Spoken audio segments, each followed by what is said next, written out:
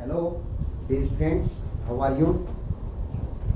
देखो, पिछले वीडियो के अंदर अपन ने प्रीवियस वीडियो जो अपन ने किया था चैप्टर नंबर फर्स्ट का, उसके अंदर अपन ने कौन कौन सी टॉपिक्स डिस्कस कर लिए थे उनके बारे में एक छोटा सा रिवीजन अपन करते हैं और नेक्स्ट अपना जो टॉपिक है उसको स्टार्ट करते हैं। देखो, अपन ने प्रीवियस वीडियो के अंदर अपना चैप्टर नंबर फर्स्ट यूनिट का फर्स्ट चैप्टर जो है वो स्टार्ट किया था, जिसका नाम था reproduction in angiospermic plant. Chapter का नाम था रिप्रोडक्शन इन एंजियोस्पर्मिक प्लांट। इसके अंदर अपन ने एंजियोस्पर्मिक प्लांट्स में रिप्रोडक्शन के दो टाइप्स किए थे, एसेक्सुअल रिप्रोडक्शन और सेक्सुअल रिप्रोडक्शन। दोनों के अंदर डिफरेंस किया था कि क्या मेन डिफरेंस होता है सेक्सुअल और एसेक्सुअल रिप्रोडक्शन के अंदर। फिर उसके बाद में एसेक्सुअल रिप्रोडक्शन अपन ने एंजियोस्पर्मिक प्लांट में स्टार्ट किया था। एसेक्सुअल रिप्रोडक्शन के टाइप्स किए थे, मेनली दो टाइप्स किए थे।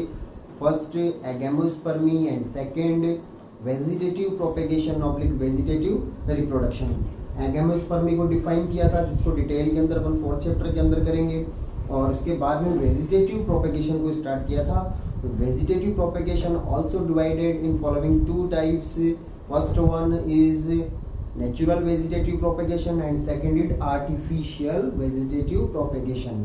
तो प्रीवियस वीडियो के अंदर अपन ने क्या किया था, मेनली अपन ने नेचुरल वेजिटेटिव प्रोपेगेशन को कर लिया था, जिसके अंदर अपन ने प्लांट के vegetative part like that stem, leaves, roots, other reproductive organs, इनके थ्रू विदाउट गैमेट फॉर्मेशन और गैमेट फ्यूजन के अपन ने न्यू प्लांट कैसे जनरेट किया जा सकता है उसके बारे में पढ़ा था।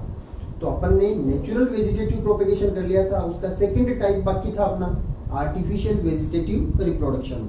तो आज के वीडियो के अंदर अपन पढ़ेंगे आर्टिफिशियल वेजिटेटिव प्रोपेगेशन। इसके बाद अपना एसेक्सुअल रिप्रोडक्शन कंप्लीट हो जाएगा।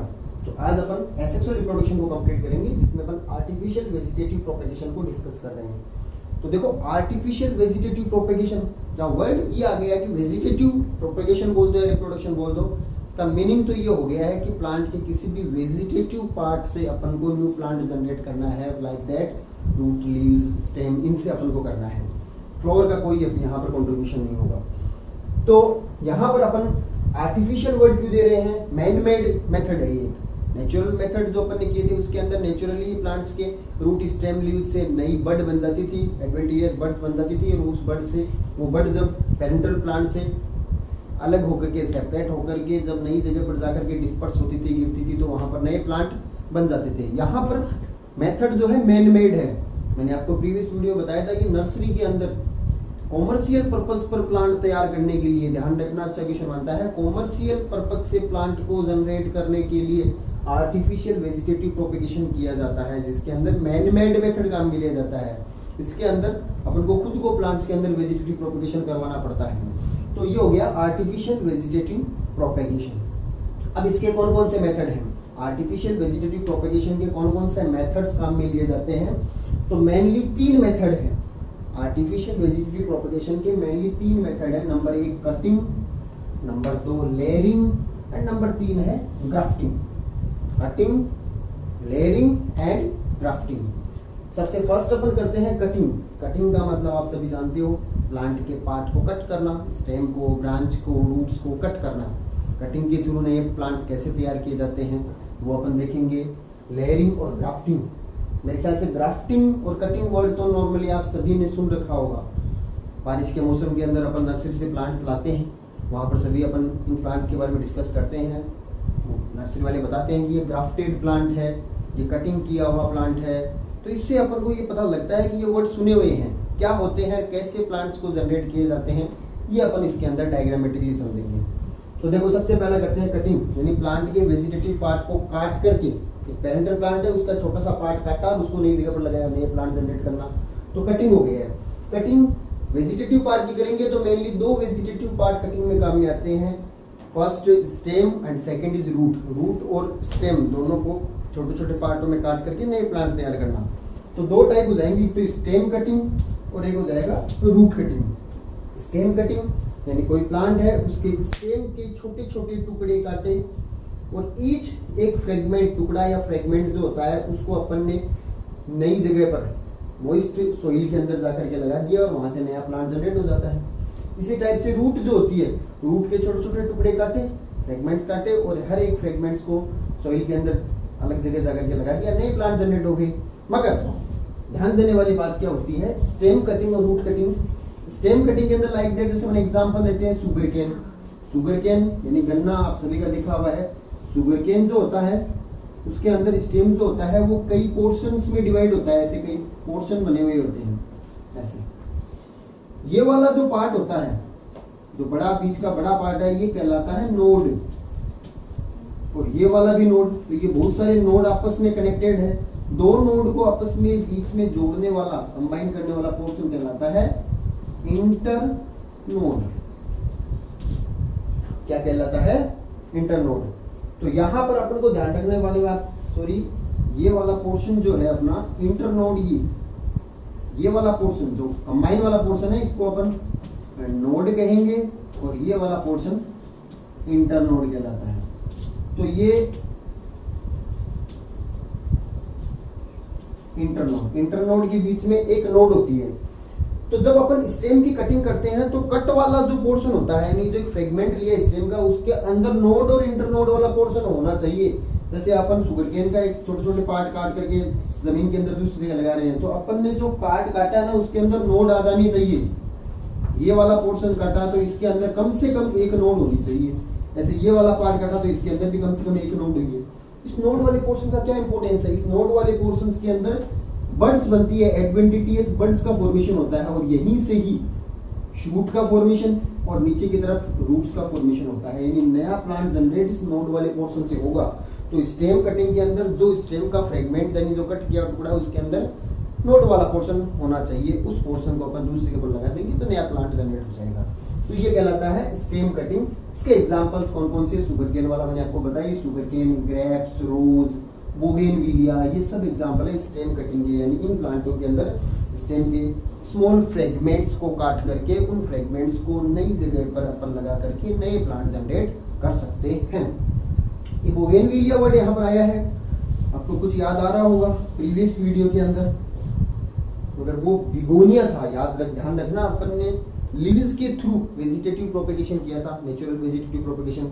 उसके अंदर एक तो एग्जांपल था ब्रायोफिल्म, जिसके अंदर लीव्स जो होती है उसके मार्जिन वाले रीजन से एडवेंटिशियस बड्स बनती है, मार्जिन वाले रीजन से नए प्लांट जनरेट होते हैं। और दूसरा एग्जांपल किया था जिसकी लीव्स के पेटियोल और वेंस जो होती है उनसे एडवेंटिशियस बड्स बनती है, वो एक एग्जांपल था बिगोनिया। ध्यान रखना वो एग्जांपल बिगोनिया था। ये बोगेनविलिया है, ये बोगेनविलिया है। सेकंड अपन कटिंग का टेस्ट करते हैं रूट कटिंग। नाम से पता चल रहा है रूट्स जो होती है, रूट्स के छोटे छोटे फ्रेगमेंट्स काटे, नई जगह पर लगाए, नए प्लांट जनरेट हो गए हैं। एग्जांपल इसके अंदर लेमन हो जाएगा, गुआवा हो जाएगा, एप्पल हो जाएगा।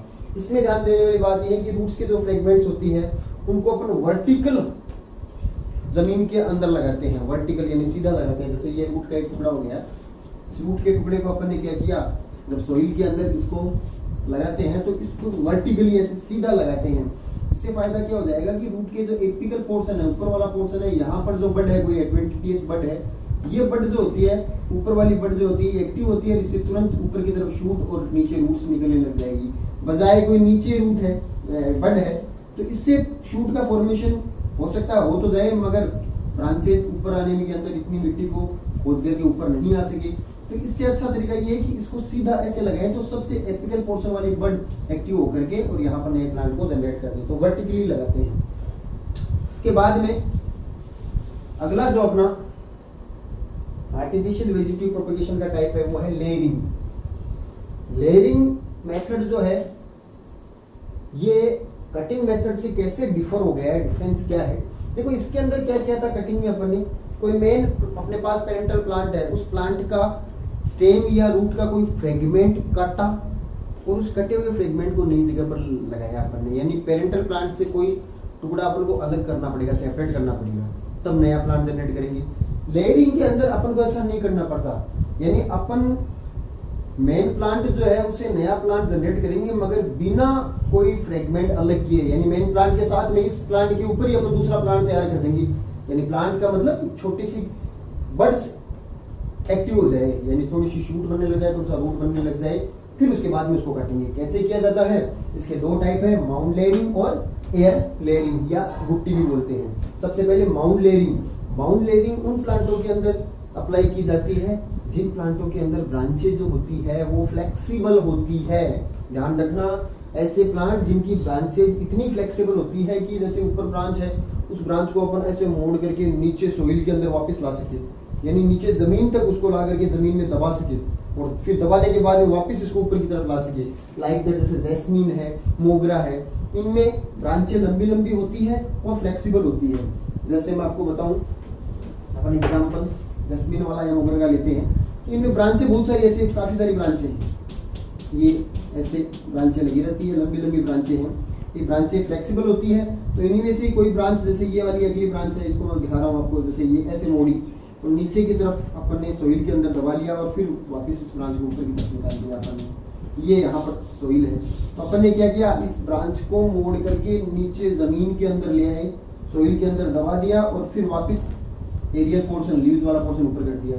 तो ये नीचे जो पोर्शन यहाँ पर मिट्टी के अंदर आया है, इस वाले पोर्शन के अंदर वही एडवेंटियस बर्ड्स होनी चाहिए। मिट्टी यहाँ पर है ही, लगातार इसको गीली रखते हैं, लगभग 4 to 8 वीक्स के बाद में यहाँ पर जो बड है वो एक्टिव हो जाएगी और इससे ऊपर की तरफ शूट बनने लग जाएगा, नीचे की तरफ रूट्स बनने लग जाएगी, यानी नया प्लांट इस प्लांट के ब्रांच के साथ साथ में यहाँ पर तैयार हो जाएगा।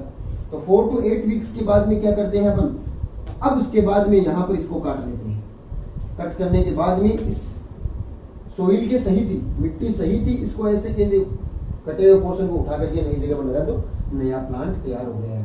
तो अपन ने बड फॉर्मेशन और बड से शूट और रूट फॉर्मेशन मेन प्लांट के साथ साथ में कर लिया, इसको काट करके पहले नहीं लगाया, पहले यहाँ पर ही नया प्लांट तैयार कर लिया, बाद में इसको अलग कर लिया। तो ये हो गया है माउंट लेयरिंग, जो जैस्मीन मोगरा में की जाती है। अगला इसका टाइप है एयर लेयरिंग। एयर लेयरिंग नाम से पता चल रहा है कि लेयर तो बनाएंगे मगर एयर में, यहाँ पर तो लेयर कहाँ बनाई है, मिट्टी के अंदर बनाई है, क्योंकि फ्लेक्सिबल ब्रांच थी, नीचे की तरफ आ गई है। एयर लेयरिंग कौन से प्लांट्स में अप्लाई की जाती है, ऐसे प्लांट जो लार्ज ट्री है, यानी ट्रीज बन गए हैं, बड़े हुए हैं, जिनकी ब्रांचेज जो होती है थिक होती है, मोटी ब्रांच होती है और इतनी फ्लेक्सिबल नहीं होती कि उनको मोड़ करके अपन नीचे तक ले आए, तो उनमें क्या किया जाता है, एयर के अंदर, बाहर हवा के अंदर ही लेयर बनाई जाती है, यानी नए प्लांट जनरेट किए जाते हैं उसी ब्रांच के साथ में, अलग से काटते नहीं है, बाद में काटते हैं पूरा प्लांट बनने के बाद भी। तो इसमें क्या किया जाता है कि जैसे ये प्लांट है, इस प्लांट के अंदर जैसे ये ब्रांच हो गई है, यहाँ पर एक ये ब्रांच हो गई है, अब जैसे ये एक ब्रांच है, थिक ब्रांच है, इसमें क्या किया जाता है, ये जो ब्रांच है इसकी चारों तरफ की जो पॉर्क जो होती है, छाल जो होती है, उसको चारों तरफ से सर्कल के अंदर उतार लिया जाता है। उसके बाद में क्या किया जाता है, यहाँ पर एक मॉइस्ट सोइल, गीली मिट्टी जो होती है वो चारों तरफ लगा करके और ऊपर इसके मॉइस्ट को एब्जॉर्ब करता है, या कॉटन जो होती है ये उसके ऊपर कंटिन्यू इसको मॉइस्ट रहने के लिए बांध दी जाती है। ठीक है, अब इसको 4 to 8 वीक्स का इसी कंडीशन में रखना है, मिट्टी लगी हुई है, फिर ऊपर कॉटन लगी हुई है, 4 to 8 वीक्स तक इसको ऐसे ही रखना है। तो इसके ऊपर वाली ब्रांच के ऊपर कुछ ऐसा कोई भी एक वेसल्स लगा देते हैं, कोई पात्र ऐसा लगा दिया जिसके अंदर ड्रॉप बाय ड्रॉप इसके ऊपर वाटर गिरता रहे, वाटर की ड्रॉप्स यहाँ पर कंटिन्यू इसके ऊपर 4 to 8 वीक्स तक गिरती रहे, क्योंकि इस वाले पोर्शन को अपन को मॉइस्ट रखना है, गीला रखना है। 4 to 8 वीक्स के बाद में वही काम हो जाएगा जो माउंट लेयरिंग में किया था अपन ने। यहाँ पर जो बर्ड्स थी वो एक्टिव हो गई है, रूट का फॉर्मेशन होने लग गया है, ये बाहर दिखने लग जाएगी, इस मिट्टी से बाहर जड़ें निकलने लग जाएगी रूट्स, और ऊपर थोड़ा थोड़ा शूट बनने लग गया है। अब उसके बाद में क्या करते हैं, इस वाले पोर्शन को काटते हैं और नई जगह पर लगा करके नया प्लांट तैयार कर देते हैं।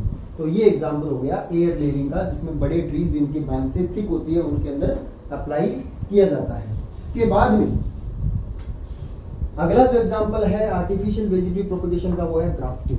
ग्राफ्टिंग वर्ड मेरे ख्याल से आप सभी जानते हो, ग्राफ्टेड प्लांट अपन नर्सरी से लाते हैं। ग्राफ्टिंग का मतलब क्या होगा, इस वाले मेथड के अंदर दो अलग अलग वेराइटी के प्लांट्स को आपस में कंबाइन किया जाता है। दो वेराइटी के प्लांट है, एक तो लो वेराइटी का है, एक हाई वेराइटी का है, यानी एक अच्छे कैरेक्टर्स वाला है और एक लो कैरेक्टर्स वाला प्लांट है। दोनों को आपस में जोड़ दिया जाता है, दोनों को जोड़ने से बाद में बना कौन सा, अच्छे कैरेक्टर्स वाले प्लांट बन गए हैं। कैसे किया जाता है, पहली बात तो ये मेथड जो होता है कौन से प्लांट्स के अंदर अप्लाई होता है, जो कॉमर्शियल पर्पस के प्लांट्स होता है उनके अंदर इस मेथड को अप्लाई किया जाता है। Like that rose, mango, guava, apple, lemon, ये सभी कॉमर्शियल पर्पस के प्लांट्स हैं, इनके अंदर ग्राफ्टिंग वाले मेथड्स को यूज में लिया जाता है, जिसके मेनली 3 टाइप है, tongue grafting, wedge grafting, crown grafting और बड ग्राफ्टिंग। अब इसमें क्या किया जाता है, ग्राफ्टिंग के अंदर दो वैरायटी के प्लांट लिए जाते हैं, दो अलग अलग वैरायटी के प्लांट। एक प्लांट है बेटर वैरायटी वाला, एक लोअर वैरायटी वाला। जो बेटर वैरायटी वाला प्लांट है, जिसके पार्ट को ग्राफ्ट किया जाना है, ध्यान रखना, रिपीट कर रहा हूं बात को, बेटर वैरायटी वाला प्लांट जिसके एक पार्ट को, जैसे कोई स्टेम का एक छोटा सा टुकड़ा हो गया है, नॉर्मल अपन इसको कलम बोलते हैं, कलम वर्ड से आप सब जानते हो कि कलम क्या होती है। बेटर वैरायटी का प्लांट जिसके एक पार्ट को ग्राफ्ट किया जाना है, उस पार्ट को कहा जाता है स्किन। क्या कहा जाता है? स्किन। कलम को ही बोलते हैं। बेटर वैरायटी है स्किन। और दूसरा लोअर वैरायटी वाला प्लांट जो एक बेस प्रोवाइड करता है नीचे का केवल, यानी जिसके ऊपर ग्राफ्ट किया जाता है। देखो, जिससे ग्राफ्ट किया जाता है वो तो स्किन, और जिस पर ग्राफ्ट किया जाता है लोअर कैटेगरी वाला बेस प्रोवाइड करने वाला प्लांट, उसको कहा जाता है स्टोक।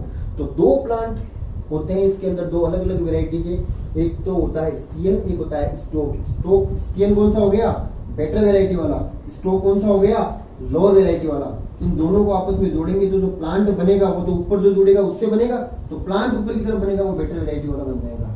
तो इसमें क्या किया जाता है, एक बेटर वैरायटी वाला एक मेन प्लांट है, उसके स्टेम के या कहीं से भी एक अपन ने पार्ट ले लिया, वो कहलाता है स्किन। और स्किन को स्टोक, जो लोअर कैटेगरी का प्लांट है, उसके ऊपर किसी भी इन तीन मेथड, इन चार मेथड से किसी भी टाइप से उसको कंबाइन कर दिया जाता है, जोड़ दिया जाता है। तो क्या किया जाता है? पहला देखो टंग मेथड। टंग मेथड में क्या किया जाता है? कट लगाए जाते हैं दोनों को आपस में कंबाइन करने के लिए। टंग की शेप में कट लगा दिया, आपको डायग्रामेटिकली दिख रहा है कि स्टोक जो होता है उसमें इस टाइप से कट लगाते हैं, और स्किन जो होता है उसमें भी इसके ऊपर ऐसा कैसा ये फिट हो जाए, ऐसा कैसा कट इस पर लगा दिया। अब क्या किया, इस स्किन और स्टोक दोनों को आपस में जोड़ दिया, ऐसा कैसा ये फिट हो जाएगा यहाँ पर। और जोड़ने के बाद में धागे से इसको टाइट बांध दिया चारों तरफ से, एकदम टाइट बांधा जाता है दोनों को। टाइट बांधने से क्या हुआ, कई दिनों के बाद में इन दोनों की कैम्बियम जो होती है ना, वो आपस में कनेक्टेड हो जाती है, चिपक जाती है। कैम्बियम जुड़ी, वैस्कुलर कनेक्शन पूरा का पूरा एक हो जाएगा, वैस्कुलर टिश्यूज आपस में कनेक्ट हो जाएंगे, यानी दोनों प्लांट्स की जो ये ब्रांच है ये आपस के अंदर जुड़ जाएगी। टाइट बांधने से यही हुआ, दोनों के कैम्बियम अटैच हो गई है, दोनों के वैस्कुलर सिस्टम कनेक्ट हो गए हैं, दोनों के टिश्यूज आपस में कनेक्टेड हो गए हैं। अब ये की बन गया है, यानी इस वाले प्लांट की ग्रोथ होने लग गई है इससे, दोनों आपस में जुड़ गए हैं टाइट बांधने से। अब जो प्लांट बनेगा वो इससे बनेगा, क्योंकि बर्ड्स इस वाले प्लांट में, एडवेंटियस बर्ड्स में ऊपर की तरफ जो ब्रांचें बनेगी वो पूरे प्लांट के अंदर कैरेक्टर्स किसके आएंगे? स्किन के। इस टाइप से अपन एक नया बेटर क्वालिटी का प्लांट तैयार कर सकते हैं। ये वाला प्लांट, बेटर वैरायटी वाला प्लांट का जो पार्ट लिया था, ये खुद जमीन में लग करके, जैसे अपन कटिंग में कर रहे थे वैसा इसके अंदर नहीं हो रहा था, जमीन में लगा देते तो जिससे नया प्लांट नहीं जनरेट हो रहा था। मगर अपन ने क्या किया, स्टोक नीचे ले लिया, स्टोक में इसको फिट कर दिया, तो ये हो गया ग्राफ्टेड प्लांट। जो नया प्लांट बनेगा वो ग्राफ्टेड प्लांट कहलाएगा। इसमें अपन ने जो कट जो है टंग शेप में लगाया तो कह दिया इसे टंग ग्राफ्टिंग। सेकंड है वेज ग्राफ्टिंग। वेज ग्राफ्टिंग के अंदर भी काम किया जाता है, सिर्फ कटिंग जो होती है वो कैसे की जाती है, जो स्टोक जो होता है उसके अंदर कट वी शेप में लगाया जाता है, और जो स्किन है बेटर वैरायटी वाला प्लांट उसके अंदर कट जो है वेज शेप में, ऐसे नुकीला नीचे से वेज शेप में, जैसा इसके अंदर है वैसा ही फिट करने के लिए इसका शेप बना दी जाती है।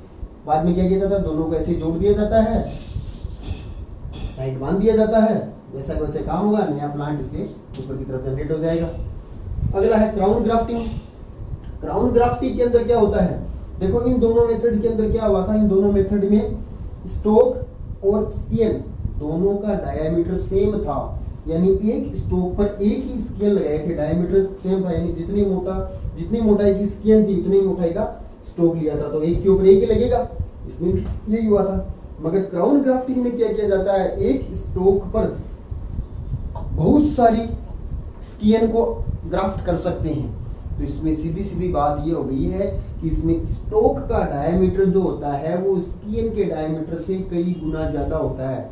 स्टोक जो है वो बड़े डायमीटर वाला नीचे का पोर्शन होता है, स्किन जो होती है वो बहुत ही कम डायमीटर की पार्ट होता है, जिससे क्या हो जाएगा, एक स्टोक के ऊपर बहुत सारी अपन स्किन को ग्राफ्ट कर सकते हैं, जिससे एक ही स्टोक के ऊपर बहुत सारे प्लांट जनरेट हो जाएंगे।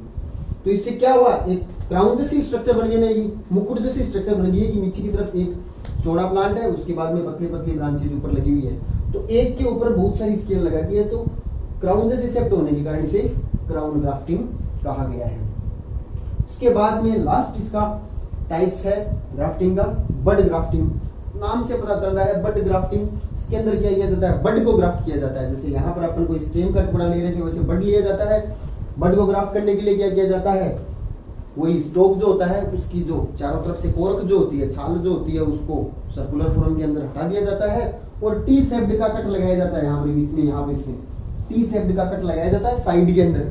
और यहाँ पर कोई भी जो बड अपन ने ली है उस बड को यहाँ पर ग्राफ्ट कर दिया जाता है, यानी साइड से इसके अंदर फिट कर दिया जाता है। और बड फिर आगे चल करके जर्मिनेट होती है, जर्मिनेट होकर के इससे नई ब्रांच साइड के अंदर बनने लग जाएगी। तो इस टाइप से बड को ग्राफ्ट कर दिया जाता है। तो ये मेनली ग्राफ्टिंग के 4 टाइप्स हो गए हैं। तो ये अपना आर्टिफिशियल वेजिटेटिव प्रोपेगेशन कंप्लीट होता है। और इसी के साथ में इस चैप्टर में अपन एसेक्सुअल रिप्रोडक्शन को कंप्लीट करते हैं। अगले वीडियो के अंदर अपन सेक्सुअल रिप्रोडक्शन के बारे में पढ़ेंगे, जो अपन मेनली तो सेकंड चैप्टर से स्टार्ट होगा अपना काम।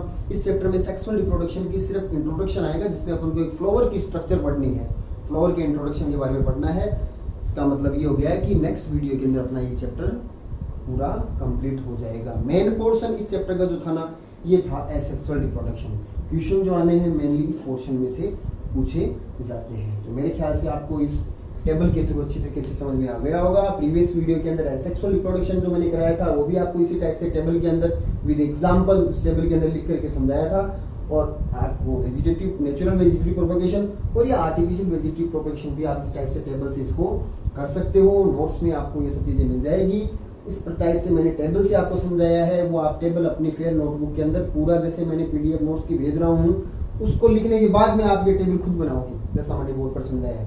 इससे क्या हो जाएगा, आपको एक साथ बहुत सारी चीजें अपने दिमाग के अंदर फीड हो जाएंगी। नेक्स्ट वीडियो में फिर मिलते हैं। Okay, thank you.